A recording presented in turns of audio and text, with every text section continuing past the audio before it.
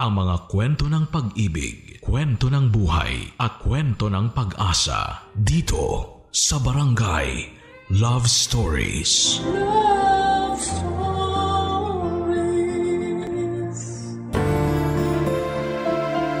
Ang pagmamahal ng isang lola ay puno ng pag-unawa at walang katulad.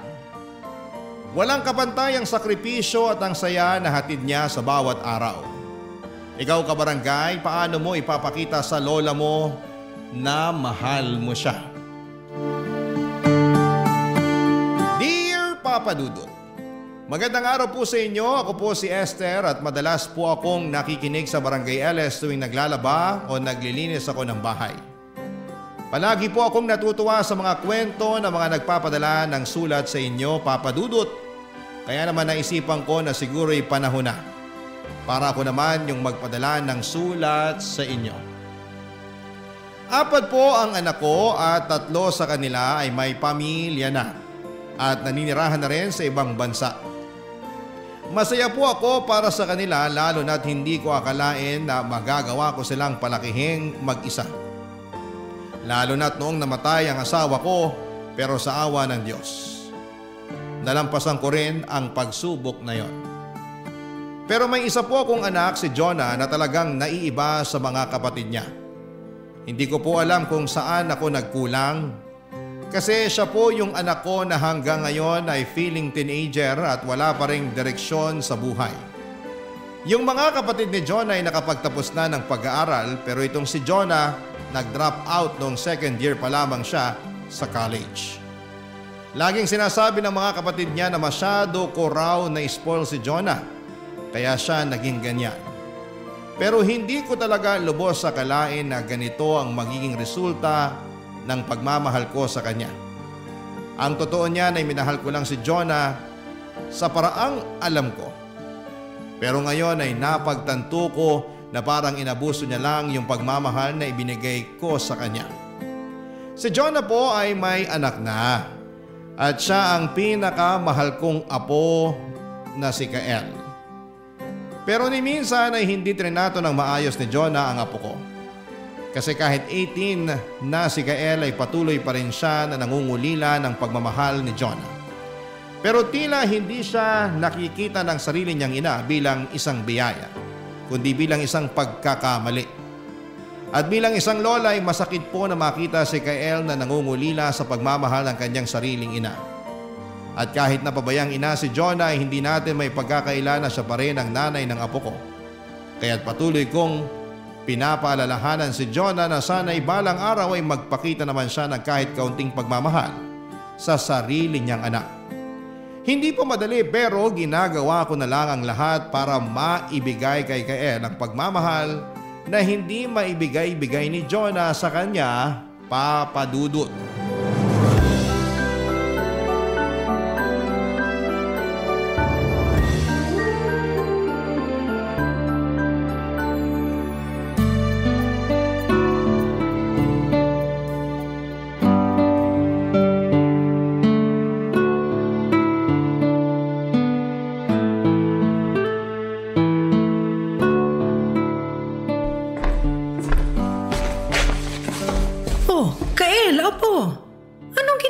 Dyan sa kusina.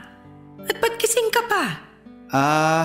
Lola, pinagtimpla ko lang po si Mami ng kape at naganda na rin ako ng makakain niya. Kasi sigurado akong lasing na naman yun pag uwi niya dito. Hindi mo na kailangan gawin yan. Gabing-gabi na Matulog ka na lang. Ako nang bahala sa Mami mo pag uwi niya. Lola? Ano yon? Bakit pakiramdam ko? Ni minsan hindi ako minahal ni Mami. Ano ka ba? Hindi ba't pinag-usapan na natin to nung isang araw? Mahal ka naman ng Mami mo pero kasi hindi pa nakaka-move on ng Mami mo sa pagiging teenager. Kasi alam mo naman, maaga siyang nabuntis sa'yo. Pero ni minsan hindi naman ako nagkulang sa'yo, di ba? Oo naman po. At damang-dama ko yung pagmamahal niyo. Mahal na mahal ko po kayo. Mahal na mahal din kita, Apo. Sa katunayan nga parang hindi na apo ang tingin ko sa'yo eh. Ha? Bakit naman po? Kasi para sa akin, ikaw ang bunso ko. Ang sweet niyo naman po. Sana nga po naging bunso nyo na lang ako. Nang sa ganun, hindi na ako nangungulila sa pagmamahal ni Mami. Oh, Jonah, mabuti naman at naisipan mo pang umuwi. Nako ma, kung sisermonan nyo lang ako, pagpaliban nyo na lang muna yan. May amats na ako eh. Ay, Mami, eto na nga pala oh. Pinagtimpla ko kayo ng kape at pinaganda ko na rin kayo ng makakain. Ayoko. Bigay mo na lang yan dyan sa lola mo. Pero kailangan nyo po to. Eto po yung kape. Sige na naman po. Sinabi lang ayoko eh. Ba't ba ang kulit mo? Oy, Jonah, nagmamalasakit lang sa'yo yung anak mo. Pwes, hindi ko kailangan ng malasakit niyan. Kasi kayo naman yung tinuturing na nanay niyan, di ba? Hindi po sa ganun yun. Alam mo ikaw, nalibad-bara na ako sa mukha mo. Pumasok ka nga muna dun sa kwarto mo. Alis! Sige na, Apo. Sige na. Sige po. Alam mo ikaw, paano mo makukuha ang loob ng anak mo panay ang paglalakwatsa mo? Tapos sinusungitan mo pa. Para kang walang pinagkatandaan. Kung tutuusin, kasalanan nyo to eh. Ha! Ay paano ko naging kasalanan to, Aber? Kasi kayo yung kumukonsinti dyan sa apo nyo. Kaya lumalayo yung loob niyan sa akin kasi masyado nyong binibaby. Masyado kayong bida-bida. Hoy! Ipapaalala ko lang sa'yo na 18 na yung anak mo. At hanggang ngayon nangungulila pa rin siya sa pagmamahal mo. Wala nang ibang pangarap si Kael kung hindi ang mahalin mo siya. Kung tutusin, ikaw lang naman tong malayo ang loob sa kanya eh. Sige, sabi niyo eh. Ay, ano to? OMG! You have received 20,000 in your account. Ah, thank you, thank you! Padala ba yan ng tatay ni Kael? Ano ba ma? Pabayaan nyo na nga muna ako. Timplan nyo na lang muna ng gatas si Kael gaya ng palagi nyong ginagawa. Kaya lumalaking baby damulag eh. Alam mo naman na ni minsan hindi ko pinakialaman yung pinapadala ng tatay ni Kael sa'yo, di ba? Pero tatapatin na kita. Kailangan ko ang perang yan. Ano? Utang na loob? Panira kayo ng moment eh. Ipapaalala ko lang sa'yo ulit na para kay Kael yung perang yan. At ang tagal-tagal kitang pinagbigyan, Jonah. Pero ngayon kailangan ko ang pera na yan kasi delayed yung pasok ng pensyon ko. Pero may paggagamitan na ako nitong pera. At saan mo naman gagamitin? Sa mga kapritsyo mo? Para sabihin ko sa'yo, hindi kita sinisingil ng renta dito sa bahay. At ako rin na nagbabayad sa lahat ng mga gastusin dito. Ah, so nanunumbat kayo? Hindi sa ganun yun. Alam mo naman nakakatapos lang ni Kael sa senior high, di ba? Kailangan ko ang perang yan kasi pinaghahandaan ko ng pangkolehiyo niya. Ma, matagal pa yon. Antayin nyo na lang yung pension nyo, okay? Alam mo ikaw, patagal na kitang pinagbibigyan at pinagpapasensyahan. Paano ko sabihin ko kaya sa tatay ni Kael na hindi mo binibigay sa anak niya yung perang pinapadala niya sa'yo? Sige, subukan nyo at pinapangako ko sa inyo na magkakagulo tayo dito. Nagngingit-ngit po ako sa galit ng gabing yon, Papa Dudut. Kasi ako po ang sumasagot sa lahat ng gastusin dito sa bahay. Pero ni minsan ay hindi ko pinakialamanan yung pinapadala na sustento ng tatay ni Kael. Kasi may sarili naman akong pera na nakukuha mula sa pensyon ko. At hindi naman labag sa loob ko yung perang ginagastos ko para sa apo ko kasi mahal na mahal ko naman yon. At kahit na gano'n ang ugali ng anak ko na si John ay hindi ko pa rin siya magawang palayasin sa bahay ko dahil mahal ko silang pareho ni Kael. Pero may nararamdaman po akong selos kay Jonah. Parang may inggit siya sa atensyon at pagmamahal na ibinibigay ko kay Kael. Pero sana po ay hindi siya magselos kasi ang tanging gusto ko lang naman ay magkaayos sila ng apo ko. At isa pa, ako na po ang nag-aasikaso sa lahat ng pangangailangan ni Kael. Pati ang pangmatrikula, baon at iba pang kailangan niya. Ako ang sumasagot sa lahat ng yon, pero bakit ganon? Bakit parang hindi nakikita ni Jonah ang lahat ng ginagawa ko para kay Kael? Bakit hindi niya pinapahalagahan ang pagmamahal na ibinibigay ko sa apo ko? At bakit ni minsan, hindi man lang niya naisip na tulungan si Kael. Kaya po isang araw ay nakapag-desisyon na ako na i-message yung tatay ni Kael sa Facebook para ipagtapat sa kanya na hindi napupunta sa anak niya yung pera na pinapadala niya kay Jonah. Mabuti na lang at nag-reply siya at sinabi niya na simula sa araw na yon ay sa akin na niya na lamang ipapadala ang sustento para kay Kael. Ang totoo niyan, dapat ay matagal ko nang ginawa ito, Papa Dudut. Pero ngayon lang ako nagkaroon ng lakas ng loob kasi napuno na talaga ako na ayaw akong pagbigyan ni Jonah ng mga panahong na-delay ang pagpasok ng pension ko. Lumipas ang isang buwan at napansin na ni Jonah na wala na siyang natatanggap na pera mula sa tatay ni Kael. Nang malaman niya na ako ang dahilan kung bakit hindi na siya nito pinapadalhan, agad niya akong kinumpronta. Pero ang hindi ko po alam, ng mga panahon na yon ay higit pa pala sa pera yung pagtatalunan namin, Papa Dudut.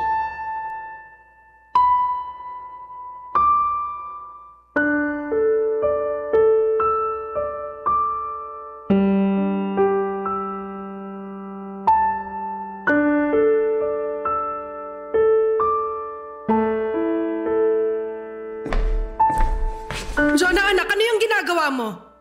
Bakit may mga maleta dito sa sala, ha? Akala nyo ba hindi ko malalaman yung ginawa nyo? Bakit? Ano ba ang ginawa ko? Sinabi nyo sa tatay ni Kael na winawaldas ko lang yung perang pinapadala niya sa mga walang kwentang bagay. Bakit hindi ba totoo naman? Oras na para malaman ng tatay ni Kael na niloloko mo lang siya. Wala kang karapatan na makialam sa personal ko na buhay.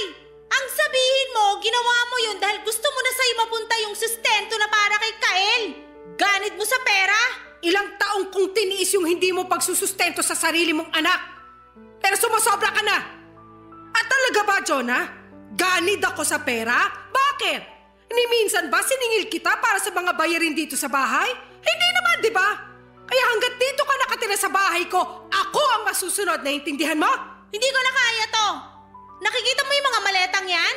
Aalis na kami sa bahay mo at isasama ko si Kael. At saan ka naman pupunta, Aber? May boyfriend na ako. At siya na mag-aalaga sa amin ng anak ko. Ano? Hindi! Hindi ako makakapayag! Kung gusto mong lumayas, gawin mong mag-isa. Pero hindi mo isasama ang apo ko. Alam mo, ang labo mo eh. Ikaw tong panay na reklamo na kesyo hindi ko inaalagaan si Kael. At ngayon bubukod na kami, nagre-reklamo ka pa rin?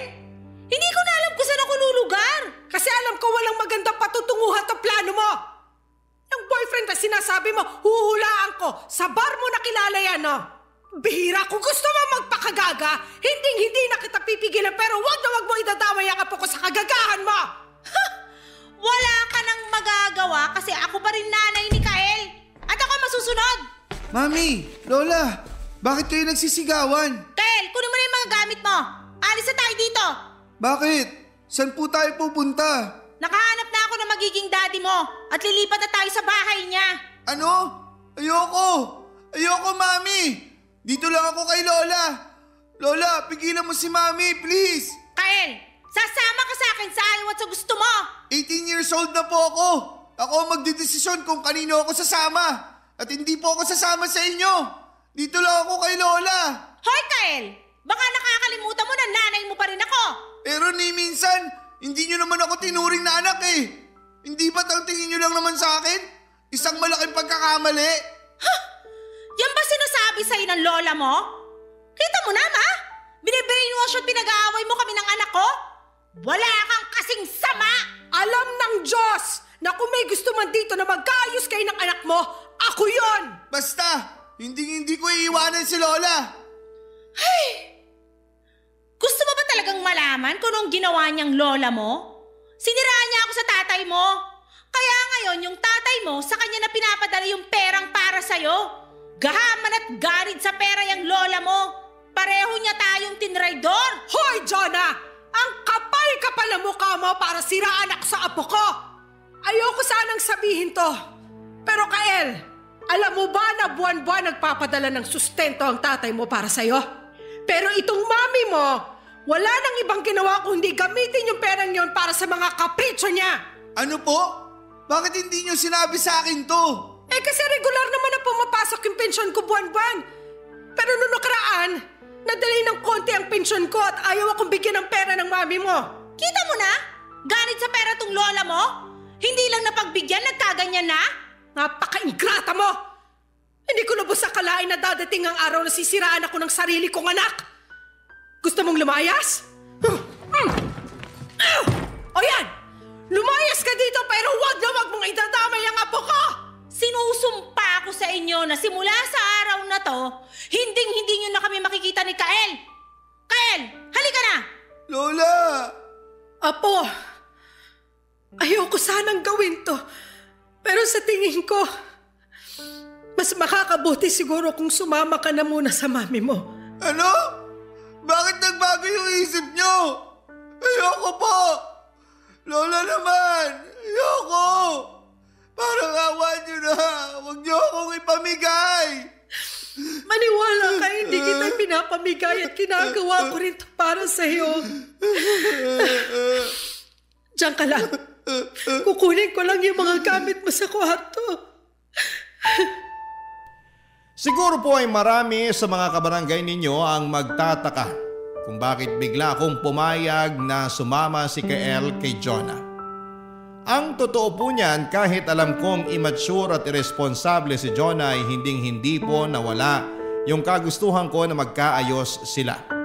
Kaya kahit masakit po sa akin ang nangyari, tiniis ko na lamang kasi naisip ko na baka eto na yung pagkakataon na makabawi si Jonah sa mga pagkukulang niya kay Kael. Ang totoo po ay iyak ako ng iyak nung umalis sila Jonah at Kael. Hindi po kasi ako sanay na pareho silang wala dito sa bahay. Pero sinabi ko na lamang sa sarili ko na para din ito sa ikabubuti ng lahat. Matanda na si Jonah at oras na para bumukod siya. At siguro'y panahon na rin para kay Kael na magkaroon ng isang kompletong pamilya. Pero ang totoo niyan, Papa Dudut, hindi ko po kilala yung boyfriend ni Jonah. Ni minsan ay hindi siya ipinakilala sa akin ni Jonah. Kaya hindi ko alam kung anong klaseng tao siya. Pero sigurado po ako na nakilala ni Jonah siya sa isang bar. Kasi yun lang naman ang mga pinupuntahan niya, mga gimikan at inuman. Papa Dudut, alam ng Diyos na araw-araw kong ipinagdarasal na sana'y mabait at maayos yung karelasyon ni Jonah. Kasi alam ko na ang apo kong si Kael ang pinakamaapektuhan sa lahat ng ito. Oo, 18 years old na si Kael pero alam ko na sa kabila ng edad niya, may mga bagay pa siyang hindi lubos na nauunawaan. Kaya sana huwag sayangin ni Jonah yung pagkakataon na magkasama na sila ni Kael. Papa Dudut. Barangay Love Stories. Barangay Love Stories. Lumipas ang mga linggo at wala na akong narinig na balita mula sa anak at apo ko. Nang mga panahon na yon ay iniisip ko na siguro'y masaya na sila sa bago nilang buhay kasama yung boyfriend ni Jonah. Aaminin ko po na nasaktan ako nang hindi na sila nagparamdam sa akin pero tiniis ko na lamang. Kasi ang tanging nais ko lang naman ay maramdaman ni Kael na may ama or father figure siya sa buhay niya. Nang mga panahong yon ay nilibang ko na lamang ang sarili ko. Nakikipagkita ako sa mga kaibigan ko at nagsimula akong maglaro ng bingo.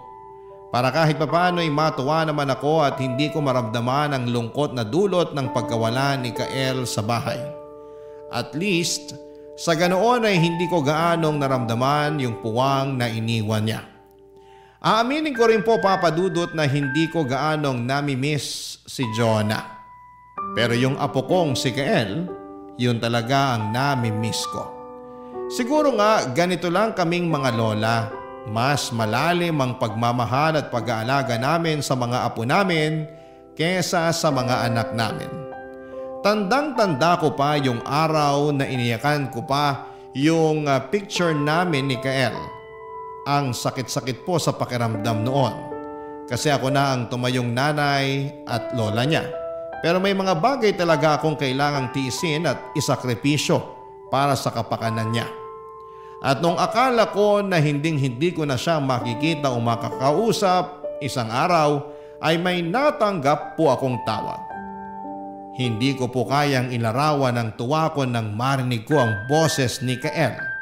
Parang nagbalik ang saya sa buhay ko. At kahit malayo siya, ramdam na ramdam ko pa rin ang pagmamahal niya. Papa Dudut.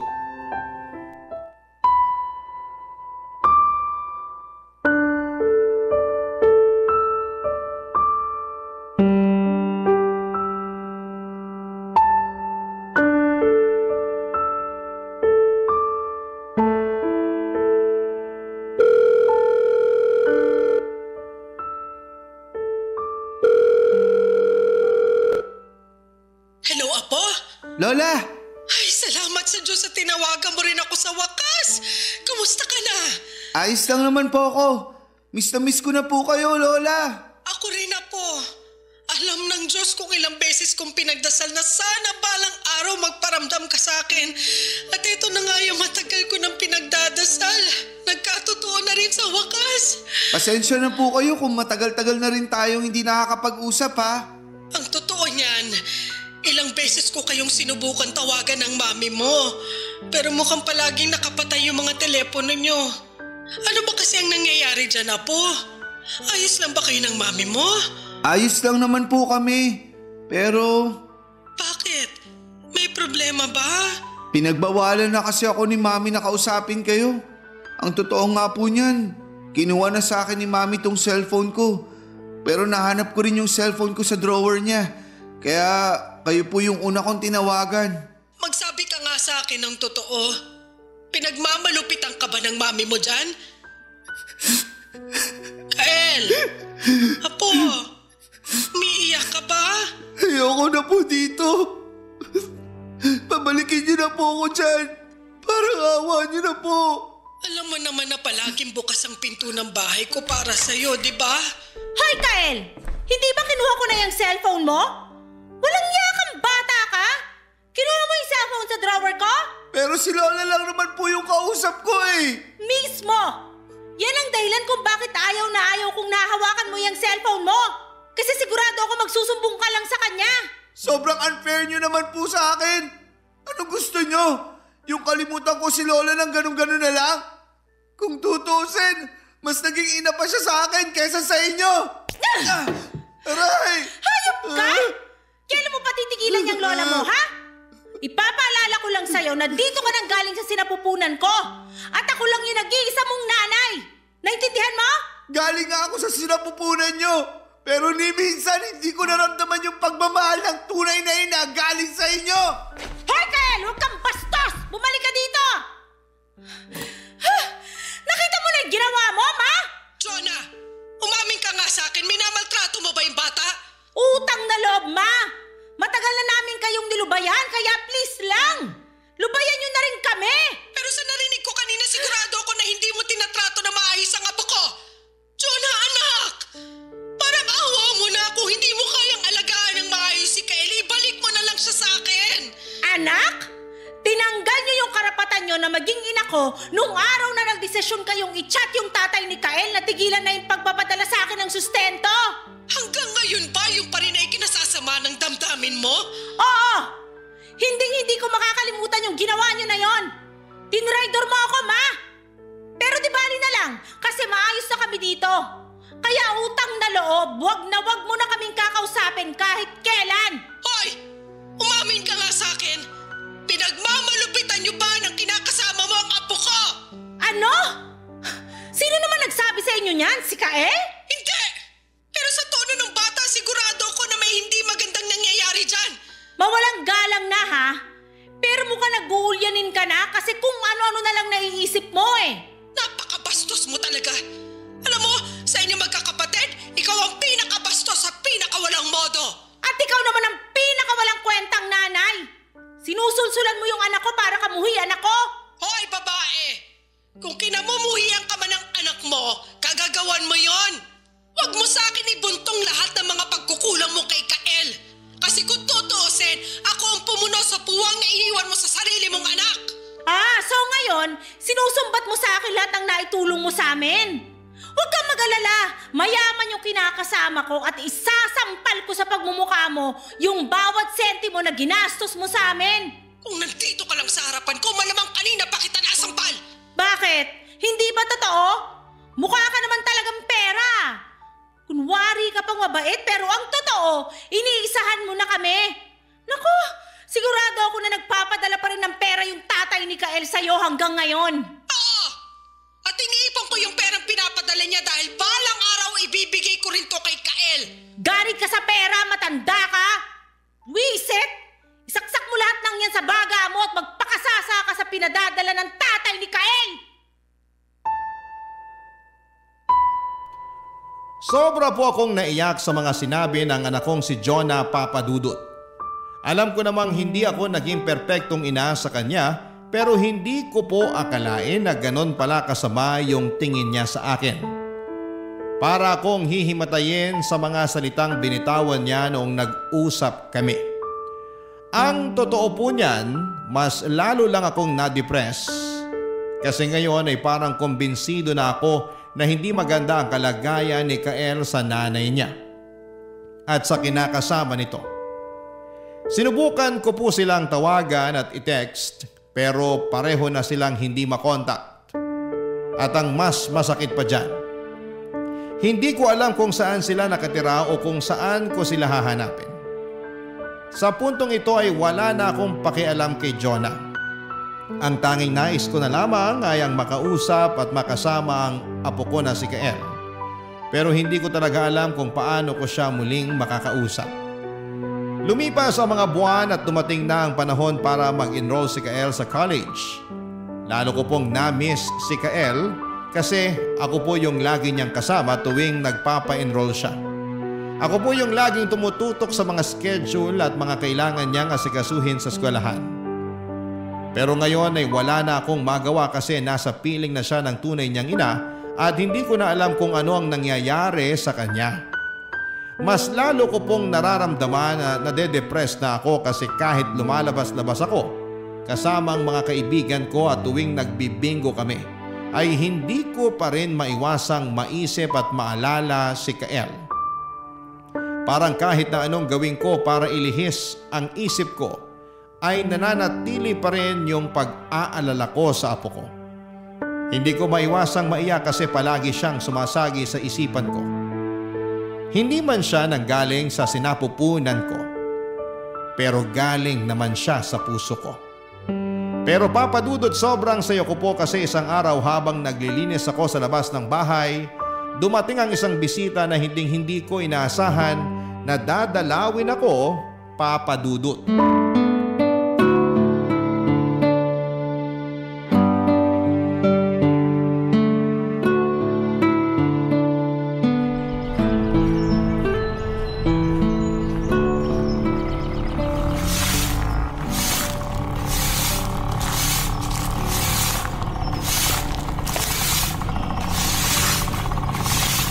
Lola!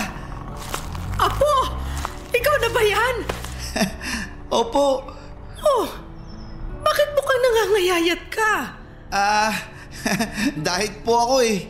Lola, payakap naman oh. Siyempre naman, halika nga rito. Miss na miss ko na po kayo. Miss na rin kita, Apo. Salamat naman sa Diyos at pinakinggan niya ang matagal ko nang pinagdarasal sa Kanya. Aray! Oh, anong problema? Bakit may masakit? Sandali lang po. Tingnan ko nga. Lola, wag na po. Diyos ko, Apo, bakit ang dami mong pasa? Nadulas po kasi ako nung isang araw. Pero promise, ayos lang po ako. Kael! Mami? Sabi ko na nga ba dito lang kita mahahanap eh! Aray! Hoy, Jonah! Mami! Tigilan mo ang apo ko! Bitawan mo siya! Ang kapal ng mukha mo para paglihiman ako? Hindi ba sinabi ko sa'yo na dumiretso ka sa bahay pagkatapos mong mag-enroll? I'm sorry. Hindi ko po sinasadya. Miss na miss ko lang talaga si Lola. At dahil dito sa ginawa mo, mas lalo kang malilintikan sa akin! Itiwan mo ang apo ko! Kung hindi ikaw ang malilintikan sa akin! Huwag kang makialam dito dahil hindi ka kasali sa usapang to! Pakikialam ako kasi apo ko na inaagrabyado mo! Umamin ka nga sa akin! Ikaw ba ang dahilan kung bakit ang dami niyang pasa? Alam mo ikaw, masyado ka na nakikialam eh. Kung gusto mong may inaalagaan, wag yung anak ko ang pagdiskitahan mo. Ipaayos mo na lang yung matres mo at baka sakaling mabuntis ka pa. Aray! Sumusobra ka na!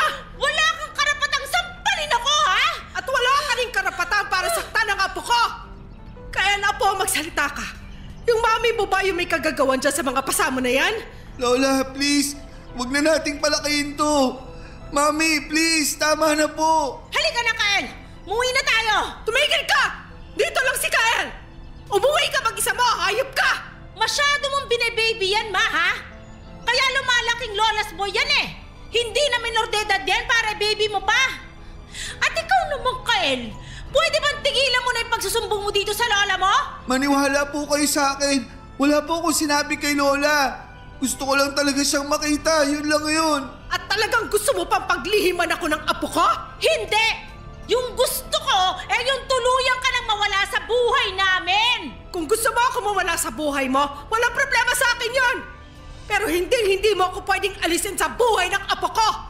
Sa totoo lang nasasaktan ako sa pagsagot-sagot mo sa akin. Pero alam mo kung saan ako labis na nasasaktan? Nasasaktan ako kasi sinayang mo yung pagkakataon na maging mabuting ina sa nag-iisa mong anak. Pero magpasensyahan na lang tayo. Kasi simula sa araw na to, hindi na ako makakapayag na kunin mo pa sa akin ang apo ko. Itigilan natin tong kalokohan na to, Kael. Halika na! Mami, Ano? I'm sorry pero hindi na po ako sasama sa inyo. Ah, ganon. Pues simula ngayon, kalimutan mo na rin na nanay mo ako. Umalis ka na! Bago ko tuluyang makalimutan na anak kita! Pareho kayong mga walang kwenta. Mga buwisit! Magsama kayo! Mas lalo lamang po ako nagalit sa anak kong si Jonah pagkatapos ng away namin, Papa Dudut. Pero sa kabila ng lahat ng yon, tuwang-tuwa ako na sa wakas ay makakasama ko na ulit ang apo kong si Kael. Bumalik po siya sa bahay at dito na siya nakatira kasama ko. At ikinuwento na rin sa akin ng apo ko ang lahat ng nangyari habang nasa poder siya ni Jonah at ng kinakasama nito. Sabi ni Kael, palagi raw umiinom at nagyoyosi si Jonah at yung kinakasama nito. At inaaya pa raw siya ng mga ito na manigarilyo. Alam kong 18 years old na si Kael at hindi na siya minor de edad. Pero hindi ko pa rin matanggap na ang sariling ina niya ang naghihikayat sa kanya para magbisyo. Ang mas masakit pa dyan, sabi ni Kael, na tuwing nag-aaway daw si Jonah at ang kinakasama nito ay siya raw ang palaging pinagbubuntungan ng galit ni Jonah. Kaya ang dami niyang pasa sa katawan noong nakaraan. Talaga pong naawa ako kay Kael, Papa Dudut, kasi hindi naman niya hiningi na isilang sa mundong ito. Pero nagawa pa siyang kawawain at pagmalapitan ng taong nagsilang sa kanya. Kaya naman mula ngayon ay pinangako ko na sa sarili ko na hanggang sa huling hininga ko, ako na ang mag-aalaga kay Kael. Hindi ko na siya ibabalik sa nanay niya dahil alam ko na sa puntong ito, ako lang ang makapagbibigay ng tunay na pagmamahal ng isang ina sa apo kong si Kael. Barangay Love Stories. Barangay Love Stories. Papa Dudut, naging masaya at mapayapa po ang buhay namin ng apo kong si Kael. At naging masaya din kami sa piling ng isa't isa. Pero ang totoo po niyan, kahit na nagagalit ako sa mga ginagawa ni Jonah, may mga pagkakataon pa rin na nag-aalala ako sa kanya kasi anak ko pa rin naman siya. Pero tuwing naaalala ko yung mga masasakit na salita na sinabi niya sa akin, mas nare-realize ko na baka mas mabuti pa rin na hindi ko na siya muling makita at makausap. Malaki na siya at kaya niya nang ayusin ang sarili niyang buhay. At ang magagawa ko na lamang sa puntong ito ay ang ituon ang lahat ng pagmamahal, oras at atensyon ko kay Kael. Pero isang araw ay tinawagan kami ng college na papasukan ni Kael. Sinabi nila na kailangan na daw nila yung good moral certificate ni Kael. At noong tinawagan ko yung high school ni Kael, ang sabi nila ay aabutin pa daw ng ilang linggo bago ma-release yung good moral certificate. Pero ang sabi din nila ay may kopya na daw si Jonah noong certificate na yon. Ang totoo po niyan, may pagkatuso po itong anak ko na si Jonah at hindi na po ako magugulat kung sinadya niya ang lahat ng ito kasi alam niya na balang araw ay kakailanganin din namin yung good moral certificate na hawak niya. Sa totoo lang, ayaw ko na sanang kausapin pa ang anak ko na yon pero wala na po akong choice. Kasi ito lang yung paraan para mapabilis ang lahat, Papa Dudut.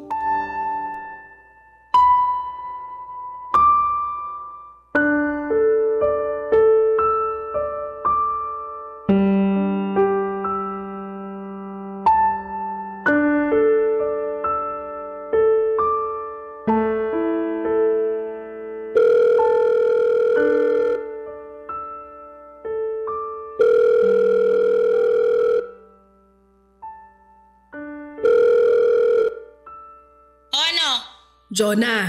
Ma! Hindi ka pa ba nakukontento na nasa iyo na si Kael? Ano pa bang gusto mo sa akin, ha? Hinihingi na nung college ni Kael yung good moral certificate niya. Yan lang ba yung tinawag mo? Ano ba yan? Alam kong nasa sayo yon. Kasi tinawagan ko yung high school ni Kael at ang sabi nila may kopya ka na raw nun. Pero hahanapin ko pa yun eh. Wala akong panahon, okay? At isa pa, tumawag ka na pala sa high school ni Kael. So ba't hindi ka nalang manghingi na panibagong kopya? Matatagalan pa kung magre-request pa ako ng bagong kopya. Ibigay mo na lang sa akin yung good moral na nasa iyo para matapos na to. Wala akong pakialam sa lintik na good moral na yan. Sa totoo lang nakakabala ka na, ma. At utang na loob lang. Magkalimutan na tayo. Kung hindi dahil kay Kael, malamang hindi na kita tinawagan. Kaya parang awa mo na. Ibigay mo na lang sa akin yung good moral ni Kael. Hindi ba kinuha mo na sa akin yung anak ko? O edi panindigan mo yung pagiging nanay mo sa kanya nang hindi ako kinukulit? Hindi ka man lang ba naaawa sa anak mo, ha? Para din sa kanya tong ginagawa ko. Hindi! Ba't ako maaawa? Isang malaking pagkakamali lang naman yung batang yan. Napakahayop mo talagang babae ka. Kung gano'n naman pala yung tingin mo kay Kael, bakit mo pa siya kinuha sa akin noon? Kasi gusto ng boyfriend ko ng anak. Pero napagtanto niya rin na hindi niya kayang mahalin ang isang bata na hindi niya namang kadugo. Kung maghahanap ka ng lalaki, hanapin mo yung tipong mamahaling katang anak mo. At ang kapal din naman pala talaga ng mukha mo. Talagang kinampihan mo pa yung kinakasama mo kaysa sa sarili mong anak. At bakit ko naman kakampihan yung batang yan? Ipapaalala ko lang sa'yo na yung batang yan ang dahilan kung bakit hindi ko na-enjoy yung teenage years ko. Depressed ako nung pinagbubuntis ko yung batang yan. At sigurado ako na ibang naging takbo ng buhay ko kung hindi na sana pinanganak yung walang kwentang batang yan. Ang totoo niyan, ikaw lang naman itong pumilit sa akin na buhayin ko yung si Kael eh. Kung hindi mo kayang mahalin ang apo ko, huwag kang mag-alala kasi simula sa araw na to, ako na ang magiging nanay niya. At alam mo kung anong lubos na pinagpapasalamat ko? Yung hindi nagmana sa'yo si Kael.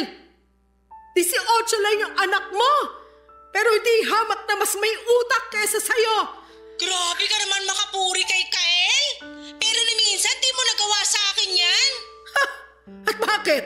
Kapuri-puri ka ba? Simulat sa pool, wala ka ng ibang binigay sa akin kundi sakit ng ulo. Ang totoo niyan, Jonah, sa inyong magkakapatid, ikaw yung binigyan ko ng espesyal na atensyon, pero bakit ganon? Bakit ikaw pa tong lumaking suwail at pasaway? Dahil sa pesting apo mo na yan. Simula nung pinanganak ko yung tiyanak na yan, wala ka nang ginawa kundi baby ang hayop na yan. Naririnig mo ba ang sarili mo? Sarili mong anak? Pinagseselosan mo? Wala ka na sa katinuan! Pues kung wala ako sa katinuan, malamang may pinagmanahan ako. At kanino pa ba ako magmamana kundi sa'yo? Wala nang patutunguhan tong usapan natin. Makikiusap na lang ako sa college ni Kael na bigyan kami ng extension doon sa hinihingi nilang good moral. Oh, ayun naman pala eh. So bakit mo ba ako tinawagan? Kasi nagbabaka sakali ako na may konting concern ka pang natitira sa anak mo. Susme! Patawarin! Lola, si Mami po ba yung kausap nyo? Apo. Ma, utang na loob. Huwag mong ibibigay yung telepono sa kanya. Naririndi ko sa boses ng batang yan. Umalik ka na muna sa kwarto mo. Susunod ako, ha? Sige po. Huwag ka na magpapakita sa amin ni Kael kahit kailan. Yun lang ba? Sige, walang problema. Maniwala ka sa akin, Jonah. Simula sa araw na to, sisiguruhin ko na hinding-hindi na mangungulila si Kael dyan sa pagmamahal na hanggang ngayon, pinagkakait mo pa rin sa kanya. At magpapalit na rin ako ng SIM card para hinding-hindi nyo na ako matatawagan kahit kailan.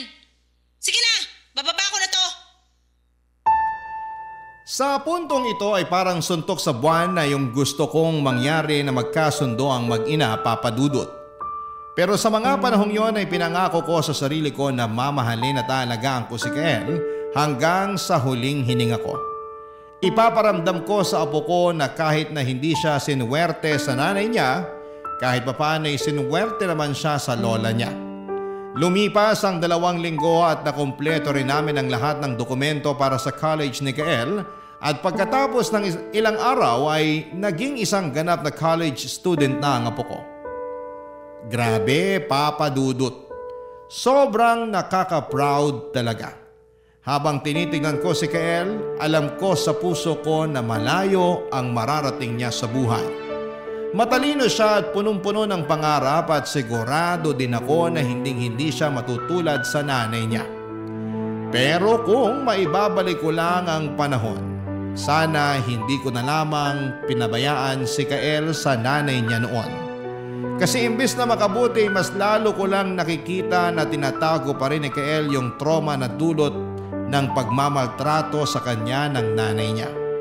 May mga araw na bigla na lamang siyang umiiyak at kahit na hindi niya sabihin sa akin kung bakit siya umiiyak. Alam na alam ko na si Jonah ang dahilan sa likod ng mga luha niya. At alam ko na patuloy pa rin siyang umaasa na balang araw ay magbabago yung nanay niya. Pero mukhang malabo na talagang mangyari yon. Kasi noong huling usapan namin ni Jonah sa telepono ay parang desidido na siya na itakwil si Kael. Mukhang hindi pa rin siya nakaka-move on sa pagiging teenager niya. Kaya di bali na lang. Ang importante ay sinusubukan ko pa rin i-distract si Kael lalo na kapag wala siyang pasok. Tuwing walang pasok si Kael ay pumupunta kami sa mga mall at nagbibigay din ako ng pera sa kanya para makapamili siya ng mga gusto niyang gamit. Pero sobrang practical po ni Kael. Imbis na bumili ng mga gamit, iniipon niya na lamang ang pera. Dito ko talaga nakumpirma na malayo ang mararating ng apo ko. Sa katunayan, Papa Dudut, patuloy ko pa rin iniipon yung pera o sustento na pinapadala ng tatay ni Kael sa akin. Kasi alam kong balang araw ay mapapakinabangan din yun ni Kael. Pero sa ngayon, kaya ko pa naman siyang buhayin gamit ang pensyon ko. Kaya tinatabi ko na lamang ang pera ng tatay niya sa ngayon. At isang araw, niyaya ko si Kael na kumain kami sa labas. Pero tumanggi siya. Kasi sayang daw ang pera. Kaya't nanatili na lamang kami sa bahay at makalipas ang ilang oras ay may narinig kaming katok sa pintuan, Papa Dudut.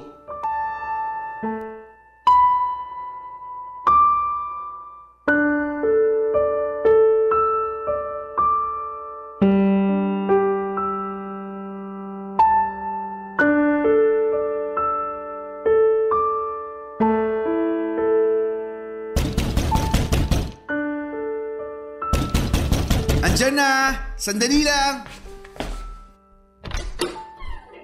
Mami! Bakit ang dami niyong dalang gamit? Kael, anak! Apo, sino ba yan? Hoy, Jonah! Anong ginagawa mo rito, ha? Ma! Sana mapatawad niyo pa ako. I'm sorry po. Ang galing mo rin naman.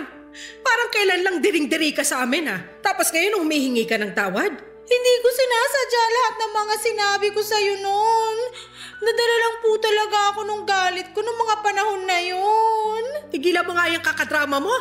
Magsalita ka, anong kailangan mo sa amin? Ha? Wala po akong kailangan sa inyo. Gusto ko lang po talaga humingi ng tawad sa inyo. Kalokohan! Kilala kita. Hindi ka magpapakumbaba at hihingi ng tawad kung wala kang mahihita. Kaya magsalita ka na bago pa ako mawala ng pasensya sa'yo. Ma! Kailangan ko po ng tulong niyo. Pinakulong ko na po siya.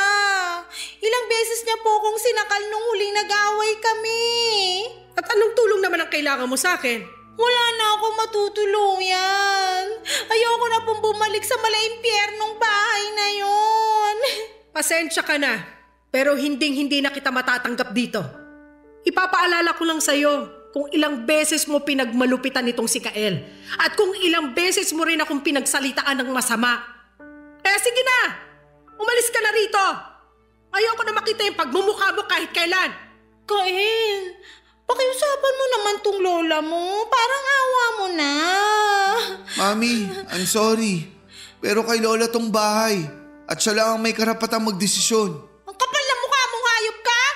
Nagsisisi na ako na iniri pa kita! Wala ka naman palang kwenta! Napaka-useless mo! Hoy, Kael! Baka nakakalimutan mo na kahit pagbali-balik na rin naman natin ang mundo, nanay mo pa rin ako! Pero ni minsan ba nagpakananay ka sa anak mo? At base dyan sa tono ng pananalita mo, mukhang wala ka na talagang balak na magbago. At sa kung paano mo pagsalitaan ang sarili mong anak, mas lalo lang ako napapanatag sa desisyon ko na itakwil ka. Ma, I'm sorry. Pinapangako ko po sa inyo na magbabago na ako. Maawa po kayo sa akin. Wala na po talaga akong ibang mapupuntahan. Matanda ka na! Sigurado ako na kaya mo na ang sarili mo. Naririnig mo tong lola mo, Kael? Kita mo na kung gaano siya kasama, ha? Hoy! Kung may paraan lang para marinig ni Kael yung huli nating pag-uusap sa telepono, sigurado ako na kamumuhian ka ng bata. Lola, hindi na po kailangan. Kasi kahit hindi ko narinig yung pinag-usapan niyo ni Mami, alam ko na kahit kailan hindi na niya ako matatanggap. Hoy, hindi totoo yan! Oo, siguro nga itong lola mo yung nag-aalaga sa'yo ngayon. At siguro nga may mga panahon na nag-aaway tayo. Pero hindi ako nagkulang sa'yo. Oo, tama po kayo. Hindi kayo nagkulang. Hindi kayo nagkulang sa pagpapaalala sa akin na sana hindi na lang ako ipinanganak. Hindi kayo nagkulang sa pagpapaalala sa akin na isa akong malaking pagkakamali. At hindi kayo nagkulang na ipamukha sa akin na kinabubuhian niyo ako. Buong buhay ko, wala po ko ibang ginusto kung hindi ang mahalin niyo ako. Ang totoo nga niyan, hindi ko alam kung bakit kinailangan ko pang dumaan sa butas ng karayom para lang makalimos ako ng konting pagmamahal sa inyo. Pero ni minsan, hindi niyo pinarana sa akin yun. Ayoko na po. Pagod na ako. Nakakapagod din pala yung di po kailangan ko pang paghirapan yung pagmamahal na dapat matagal niyo nang binibigay sa akin. Kael, apo, tama na yan. Pasensya na po kayo, Lola. Papasok na po ako sa kwarto ko. Wow! O ngayon, sana naiintindihan mo na kung saan ang gagaling ang anak mo. Kaya pakiusap, sana magbago ka na. At sana magkaroon ka man lang ng konting amor dyan sa anak mo. Malinaw na sa akin ang lahat. Malinaw sa akin kung paano mo binibrainwash si Kael para kamuhian ako. Utang na loob ang kitid-kitid ang utak mo. So ano na?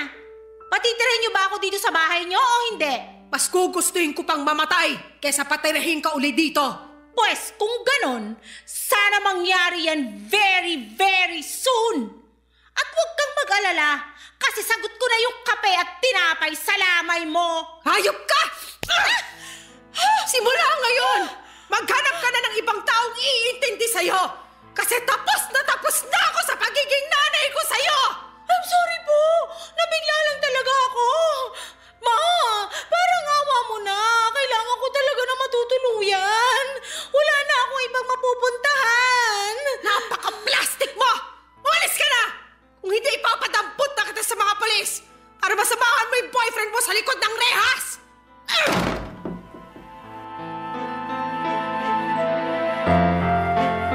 Pagpasok ko po sa kwarto ni Kael ay nakita ko siyang umiiyak at parang wasak na wasak dahil sa naging usapan nila ng nanay niya.